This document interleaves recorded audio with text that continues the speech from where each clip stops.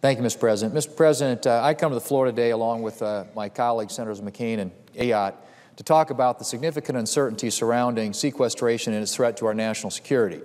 The triggered reduction in spending is $1.2 trillion after accounting for 18% in debt service savings.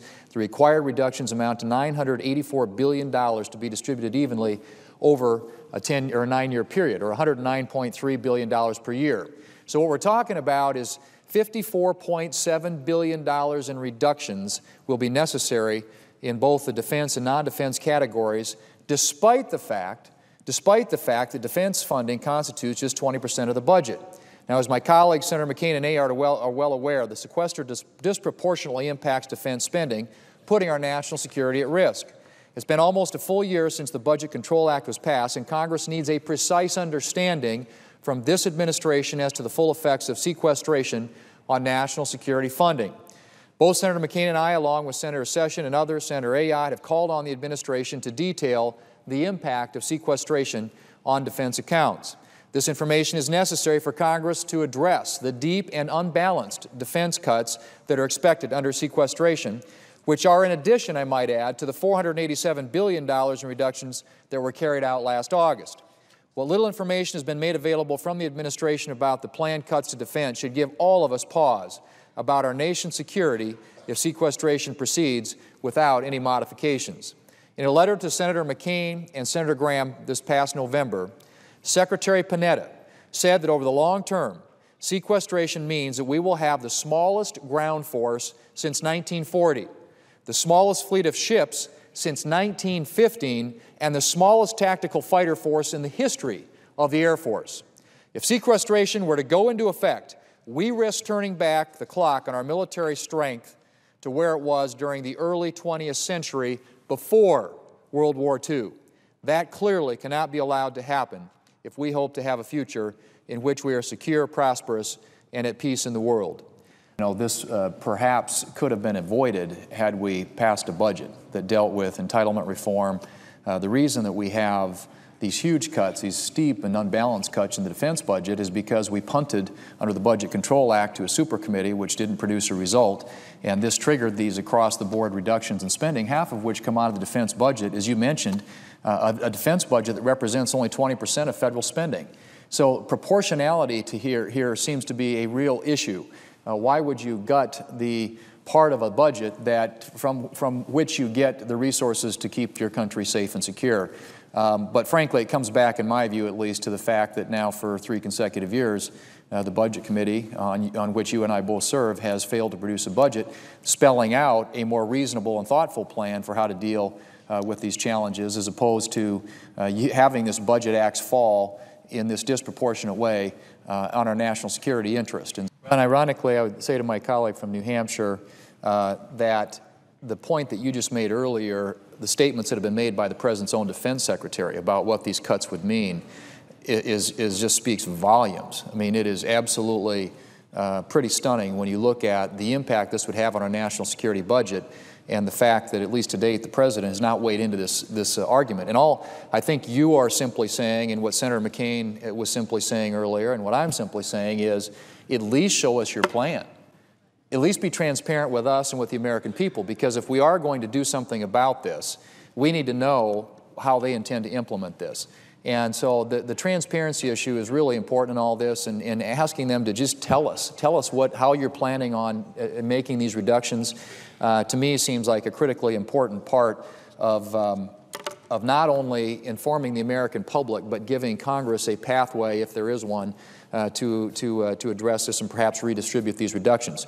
But to your point, when you start talking about $109 billion reduction to take effect January of next year, half of which comes out of defense, on top of $500 billion in cuts, $1 trillion in cuts to occur over the next decade that were approved as part of the Budget Control Act, that is a huge chunk out of our national security budget. And so, and I think your point to the Senator from New Hampshire made an excellent point as well, and that is that this is obviously a national security impact first and foremost, and I've always maintained that if you don't get national security right, the rest is conversation. If you can't defend and protect the country, the rest of this is all secondary. But there is a huge economic impact, as was pointed out not only by the study that you mentioned, but also by the Congressional Budget Office, who recently, in speaking about the fiscal cliff that hits us early, the first part of January of next year, could cost us 1.3% in growth, which, according to the President's own economic advisors, would be 1.3 million jobs. Now, if the national security issue does not get your attention, certainly you would think the economy and jobs issue would, and yet we're hearing silence, crickets coming out of the White House. And so I would hope that he would weigh into this debate, certainly at least provide us an idea about how the administration intends to implement this, and hopefully a plan about how to avert what would be a catastrophic impact on our national security interest, as has already been emphasized by his own defense secretary. This is just critical that we do something soon. And the reason for that, as the senator from New Hampshire mentioned, is when you try and do something in the haze of a lame duck session of Congress, that is not an appropriate time in which to try and legislate on a major issue like this, particularly given the fact that there's going to be a pileup of other issues. You've got tax rate expiration issues to deal with, potentially another debt limit vote coming up.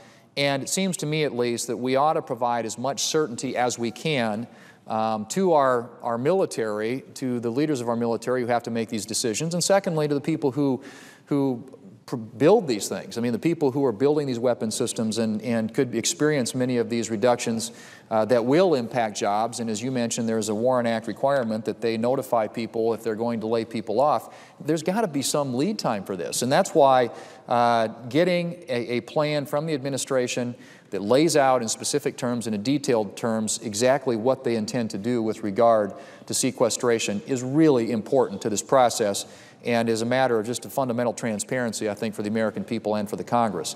But clearly there is a need, in my view at least, for us to be dealing with this in advance of the election, not waiting, not punting, not kicking the can down the road as so often is done around here.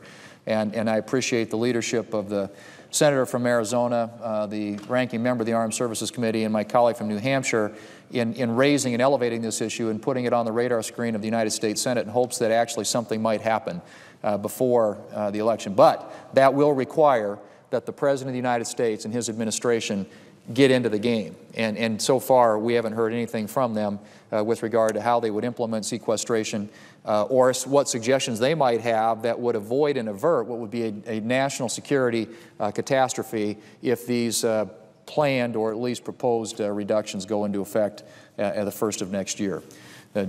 I see the senator from Arizona, the ranking member of the Armed Services Committee, is back. Any closing comments before we wrap up this section?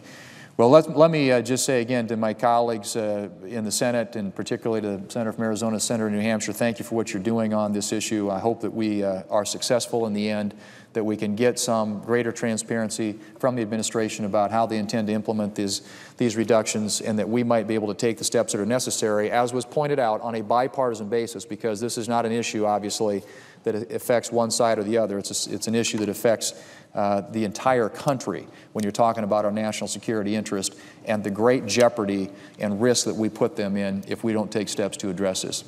Mr. President, with that, I yield the floor.